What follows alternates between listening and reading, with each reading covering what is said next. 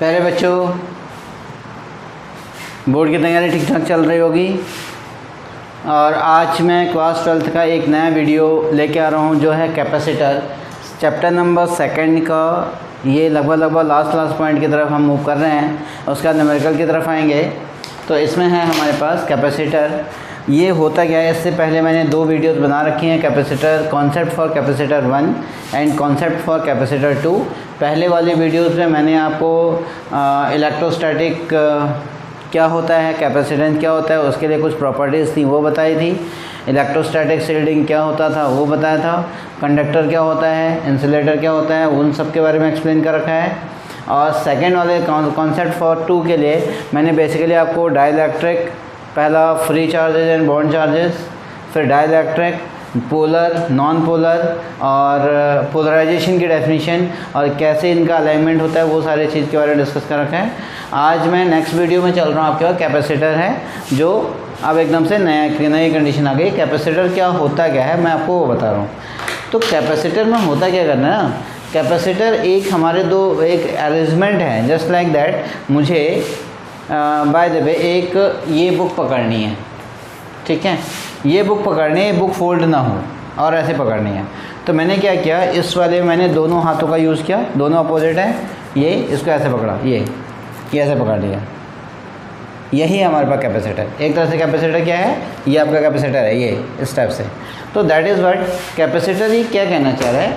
Capacitor एक 2 oppositely charge metal का एक अरेंजमेंट है। कैसा है, 2 अपोजिटली चार्ज मेटल्स का एक अरेंजमेंट है। वो मेटल भी हो सकते हैं और कंडक्टर होते हैं बेसिकली, जिनको हमने कुछ डिस्टेंस पे सेपरेट किया होता है और उसके पास चार्ज को होल्ड करने की कैपेसिटी होती है। 2 हाथों को हमने ऐसे लगाया, इसके बीच में कोई चीज़ रुकने की कैपेसिटी है। अब देखो, जैसे बात भाई यहाँ से हुआ, ये ऐसे हुआ, ये अभी मैंने होल्ड कर रखा है। अगर मैंने इसकी डिस्टेंस बढ़ा दी तो गिर गया, तो मतलब इसके अंदर चार्ज को होल्ड करने की कैपेसिटी ख़त्म हो गई। तो इसका मतलब क्या है कि 2 मेटल का कंडक्टर है, मेटेलिक कंडक्टर है, जिनको हमने क्या कर रखा है, वो भी दोनों अपोजिटली चार्ज हैं, कुछ पर्टिकुलर डिस्टेंस पे रखा हुआ है, जिनके अंदर ये कैपेसिटी होती है वो चार्ज को होल्ड कर सके। किसको होल्ड कर सके, चार्ज को होल्ड कर सके। तो that is known as the capacitor, ठीक है। अब the property of holding the charges by a capacitor is known as the capacitance. Capacitor एक अरेंजमेंट है। कैपेसिटेंस क्या है, उसकी एक प्रॉपर्टी है जो उसको क्या करता है, होल्ड करता है, जो उसको पकड़ता है। तो that is known as a charge, capacitor, ठीक है। अब मैं इस पर चल रहा हूँ। कैपेसिटर इज़ एन अरेंजमेंट, ये इसमें कहना चाह रहे हैं, capacitor is an arrangement of oppositely charge conductor. यहाँ पे देखें, ये हो गया आपके पास, ये आपके पास एक कैपेसिटर का एक चार्ज कंडक्टर है, ये वाला। और अपोजिटली चार्ज की बात कर रहा हूँ मैं, एक अरेंजमेंट है जो अपोजिटली चार्ज है। एक को मैंने ग्रीन से कर दिया है और एक को मैं सपोज दैट मैं रेड से कर रहा हूँ। तो रेड वाला हमारे पास, ये मैंने रेड कर दिया, ये होता है आपके पास, ये पॉजिटिवली चार्ज होता है, ये अपोजिटली चार्ज कंडक्टर है। ये आपका पॉजिटिव चार्ज वाला कंडक्टर है और ये आपका नेगेटिव चार्ज का कंडक्टर है। ये आपका कैसा है, नेगेटिव चार्ज का कंडक्टर, ठीक। इसके अंदर में चार्ज को होल्ड कराना है। अब मैं इसकी डेफिनेशन लिख रहा हूँ। The arrangement of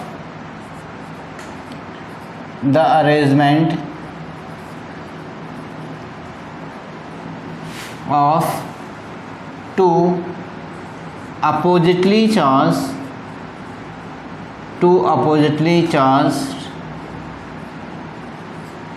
metallic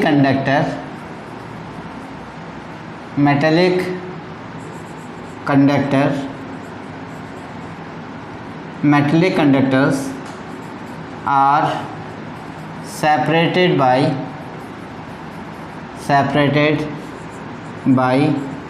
some distance d।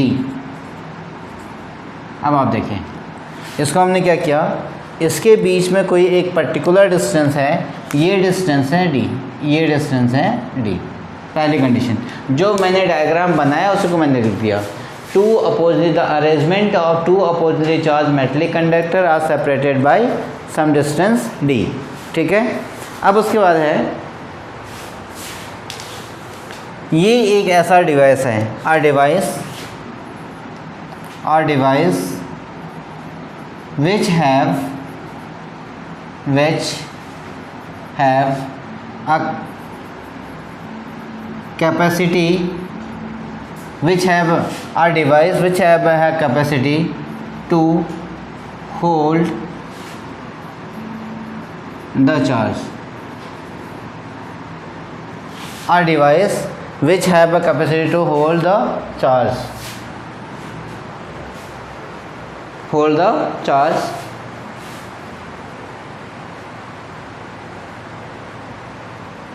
may be charged, may be simply. अब देखिए ये स्टेटमेंट को देखिए, ये कह रहा है कि may be simply by changing separation और medium between the conductor, may be varied simply, may be varied simply by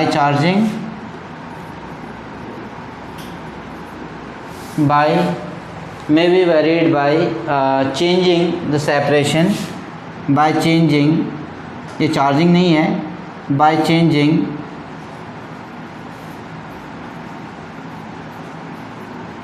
the separation,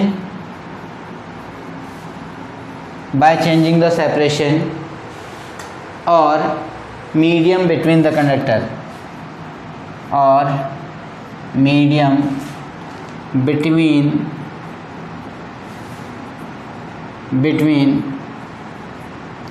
the conductor, medium between the conductor. ठीक है, अब फिर क्या कहना चाह रहा है, फिर से बता रहा हूँ, एक ऐसा डिवाइस है, ये तो मैंने अरेंजमेंट बना दिया, ये एक ऐसा डिवाइस बना जिसके अंदर चार्ज को होल्ड करने की कैपेसिटी है, या तो डिस्टेंस को बढ़ा देगा या कम करने के बाद तब भी होल्ड करेगा, या फिर उसके बीच में हमने कोई मेटलिक डाइलेक्ट्रिक डाल दिया, कोई मीडियम डाल दिया तो कंडक्टर में, तो तब भी उसको चार्ज होल्ड करने की कैपेसिटी बढ़ जाएगी, तो that is known as the capacitor. ठीक है, अब उसके बाद कैपेसिटेंस, दूसरी प्रॉपर्टी आती है कैपेसिटेंस. बहुत प्यारा सा टॉपिक है ये कैपेसिटेंस, ये लेकिन बच्चों को बहुत परेशान करता है. बच्चे सोचते हैं यार पता नहीं क्या है कैसा है, लेकिन ये चैप्टर बहुत अच्छा है कैपेसिटेंस. ये बच गया आपके पास capacitance.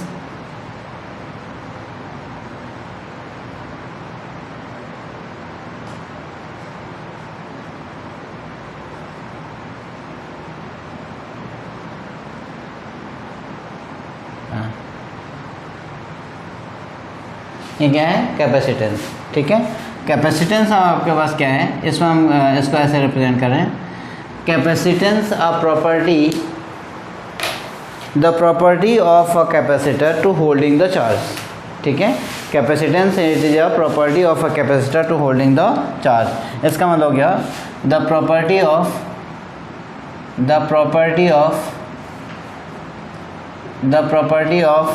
Capacitor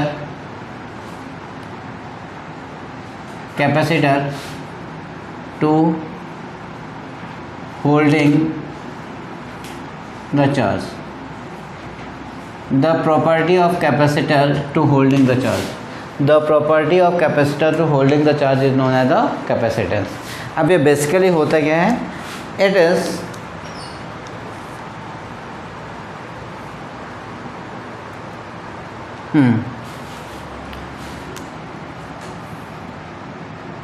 it is the ratio of the magnitude of the charge. अब देखो कैपेसिटर में दोनों में इक्वल चार्ज आपका जनरेट होगा. मैं आपको ये भी बता दूं, अगर इसमें by the way 4 positive charge generate हो रहे हैं तो इसमें से 4 नेगेटिव चार्ज ही जनरेट होंगे. तो यानी इन दोनों का बताओ, यहाँ पे पॉजिटिव चार्ज है, यहाँ पे नेगेटिव चार्ज है, तो इन दोनों का मैग्नीट्यूड सेम है, सिर्फ नेचर अलग अलग है, तो मैग्नीट्यूड सेम है. तो क्या कहेंगे, the ratio of the magnitude of the charge on either plate of the capacitor, on either plate of a capacitor, on either plate of a capacitor. ठीक है, तो क्या कह रहे हैं, the ratio of magnitude of the charge on either plate of capacitor and potential difference across it, potential difference across it किसके बीच में, अब इसमें देखो यहाँ पर अगर, चलो मैं पहले डेफिनेशन लिख लेता हूँ क्या कहना चाह रहे हैं, the ratio of the magnitude of, the ratio of the magnitude of either charges, either नहीं, charges on either plate, either charges नहीं, magnitude of charges on either plate, either plate का मतलब capacitor plate, charging on the either capacitor plate and to the potential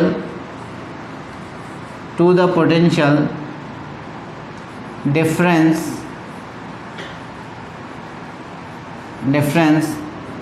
between them। फिर से बता रहा हूँ, ये क्या कहना है, the ratio of the magnitude of the charges, the ratio of the magnitude of the charges on either plate to the potential difference between their plates. मतलब ये, इसको मैं फिर से ऐसे बनाऊँ, अरे यार ग्रीन था तभी हो रहा है, नहीं, ये पॉजिटिव चार्ज है, ये पॉजिटिव चार्ज है। सपोज दैट इसमें से आपके पास 4 पॉजिटिव चार्जेज हैं, इसके पास आपके पास +4 चार्जेज हैं। कितने चार्जेज हैं बेटा? 4 चार्जेस। तो यहाँ पर जो ग्रीन वाला जो कॉन्सेप्ट था, इसमें आपके पास यहाँ पर suppose that on either plate की बात कर रहा है, ये प्लेट के ऊपर आपके पास -4 चार्जेज है। कितना चार्जेज है? -4 चार्जेस। ठीक है, इन दोनों के बीच का जो पोटेंशियल डिफरेंस है, इन दोनों के बीच का जो पोटेंशियल डिफरेंस है वो बाय द वे आपके पास 2 वोल्ट है। कितना है? 2 वोल्ट। तो अब इसका जो कैपेसिटर होगा, इसका जो कैपेसिटेंस होगा, जो कैपेसिटेंस को हम लोग C से रिप्रेजेंट करते हैं, ये C कितना होगा? C कितना हो गया? C = magnitude of the other charges. चाहे आप इसको लो, चाहे आप इसको लो, ठीक है। तो अगर मैं क्या कर दूं कि 4 + 4 मैग्नीट्यूड ऑफ 2 वोल्ट, 2 = यहाँ पर भी हो गया -4 मैग्नीट्यूड ऑफ, यहाँ पे भी कितना हो गया? 2। तो ओवरऑल ये कितना बचेगा? 4/2 आ गया आपका आंसर। तो कितना बच गया? 2 वोल्ट। तो इसका चार्ज C जो हो गया वो हो गया 2। तो इसका मतलब क्या? Coulomb per volt, C/V। ये हो गया आपका कूलम पर वोल्ट, ये इसका कैपेसिटेंस आ गया। मैथमेटिकली ये हो गया। तो दैट इज़, अगर मैं यहाँ पे करूँ कि दैट इज़, इसको मैं ऐसे लिख दूँ, दैट इज़ मैथमेटिकली, इसको आपको, ये तो मैंने केवल समझाने के लिए कर रखा है, बोर्ड में देने की ज़रूरत नहीं है। अब दैट इज़ = यहाँ पे आपने C लिखा बच्चों, उसके बाद आपने क्या लिख दिया? Charge per unit volume, charge Q/V। क्या लिखा आपने इसको? Charge Q/V। ये क्या था? कैपेसिटर था। ये क्या था? कैपेसिटर। ये आपके पास कैपेसिटेंस की डेफिनेशन आ गई। मैं फिर से बोल रहा हूँ कि ये वाला केवल आपके लिए समझाने के लिए था, इसको आपको बोर्ड में करने की ज़रूरत नहीं है। आप इसमें Q लिख देंगे, उसमें भी Q लिखेंगे तो आपके पास कंडीशन जनरेट हो जाएगी। ठीक है, ये वाला केवल बैकअप के लिए था, ये ओनली फॉर बैकअप। ये वाला आपके पास कैसे है? ये बैकअप के लिए है। मैं फिर से लिख दे रहा हूँ इसमें, ये बैकअप। इसको आपको बोर्ड में लिखने की ज़रूरत नहीं है ना। ये आपका है बैकअप। अच्छा हाँ, ये डायग्राम आप बना सकते हैं। इसमें आपने डायग्राम बना दिया, यहाँ पर आपने पास +Q चार्जेज दिया, इसमें कितना चार्ज दिया आपने? +Q। यहाँ पे +Q चार्जेज हो गया, +Q चार्जेस। और दूसरा वाला जो बनाया आपने ग्रीन का, उसमें बना दिया -Q charges.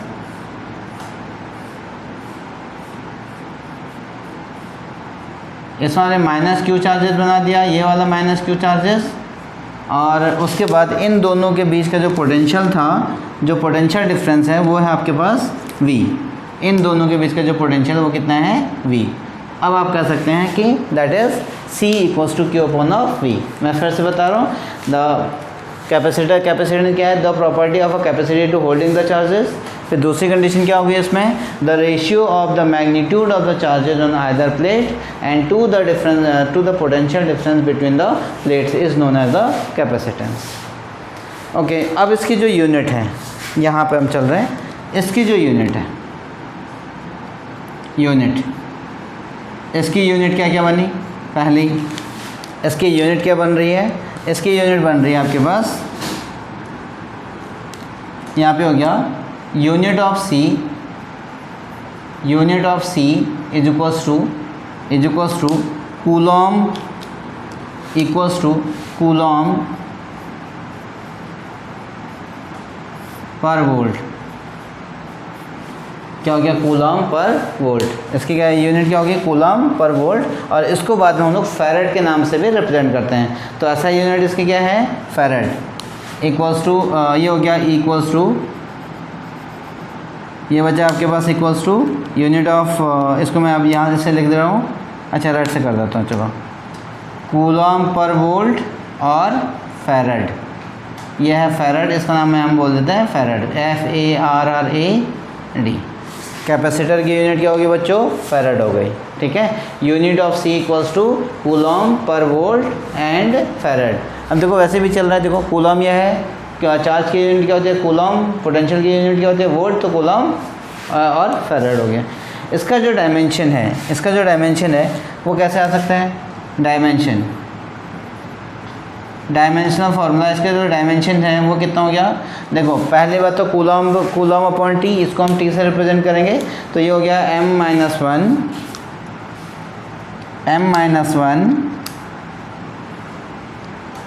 L minus two, ठीक है, L minus one M minus two T4A square,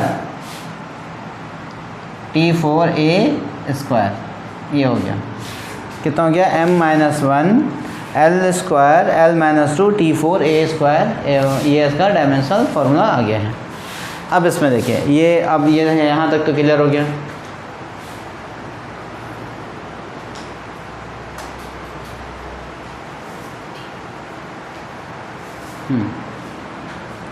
जो C है, बात यहाँ पे है, फर्स्ट इसके कुछ इंपॉर्टेंट पॉइंट हैं, इसमें है नोट, मैं इसको यहाँ पे नोट लिख दे रहा हूँ, नोट। बच्चों ये पॉइंट बहुत इंपॉर्टेंट है, आप ध्यान रखना। C इज़, क्या कह रहा है? C is independent on Q and V। इसका मतलब C is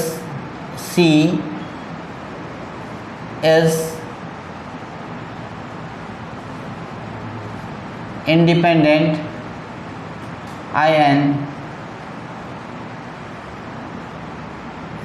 independent, C is independent on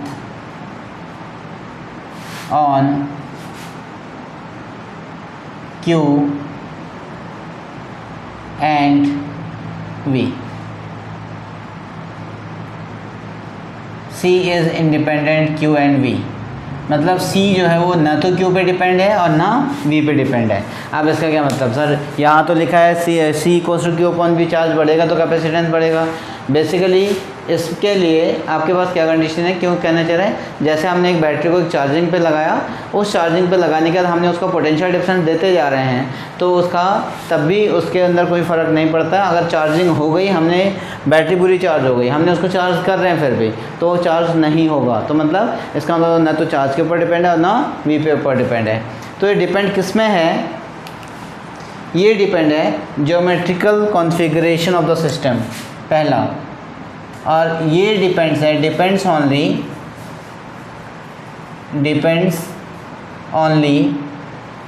on geometrical configuration.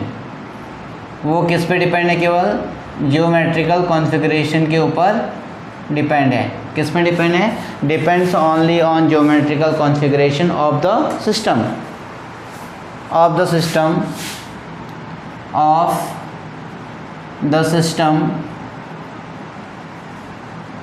Of two conductors, of the two conductors. बच्चों ये उसके ऊपर डिपेंड है, ये आपका बच गया। पहले किस पे डिपेंड्स ऑनली द, पहले हो तो न तो क्यू पे डिपेंड है ना वी पे डिपेंड है, और दूसरा किस पे केवल डिपेंड है तो ज्योमेट्रिकल अरेंजमेंट और कॉन्फ़िगरेशन के ऊपर डिपेंड करते हैं।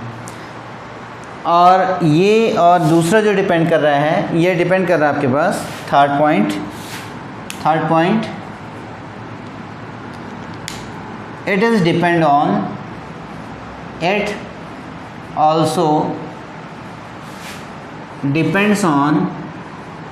also depends on the nature of dielectric। किसके ऊपर? the nature of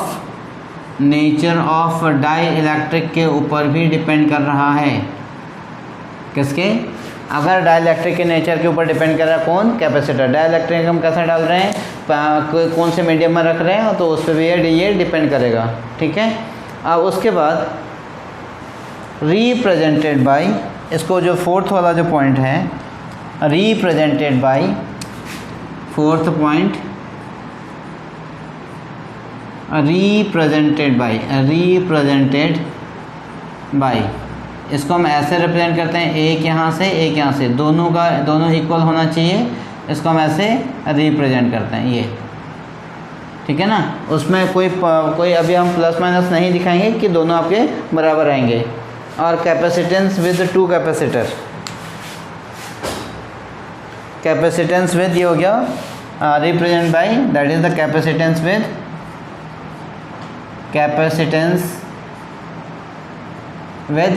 fix capacitor, ये हो गया रिप्रेजेंटेड बाय टू दिस, इस वाले साइन से रिप्रेजेंट करते हैं और इसका नाम होता है कैपेसिटेंस विद फिक्स कैपेसिटर। और नेक्स्ट में है, अगर हमने इसको ऐसे ही रिप्रेजेंट कर दिया, ऐसे रिप्रेजेंट कर दिया मैंने इसको, फिफ्थ पॉइंट, मैंने इसको अगर यहाँ से दो कैपेसिटर बना दिया ऐसे, एक तो यहाँ बनाया कैपेसिटर की प्लेट और एक कैपेसिटर की प्लेट यहाँ पे बना दिया ये, ठीक है ना, और यहाँ पे ऐसे लगा दिया। ठीक है। और इसमें से एक एरो लगा दिया ऐसे वाला,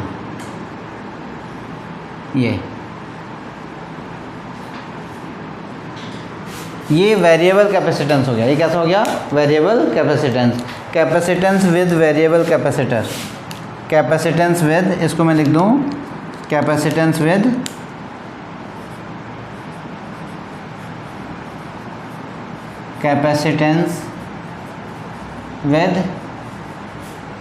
वेरिएबल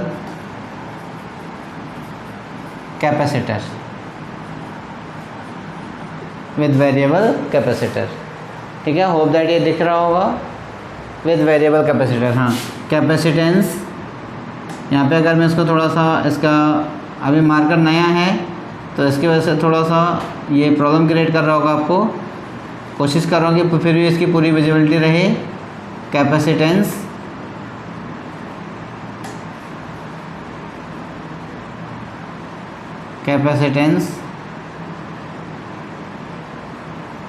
विद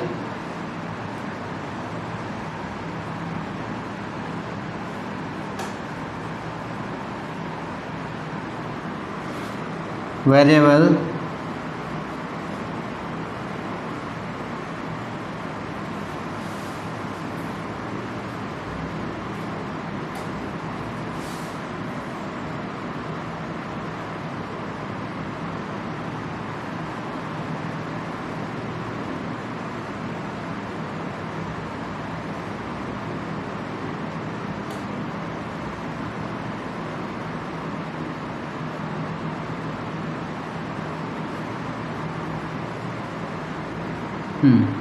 यह कैपेसिटेंस विद वेरिएबल कैपेसिटर।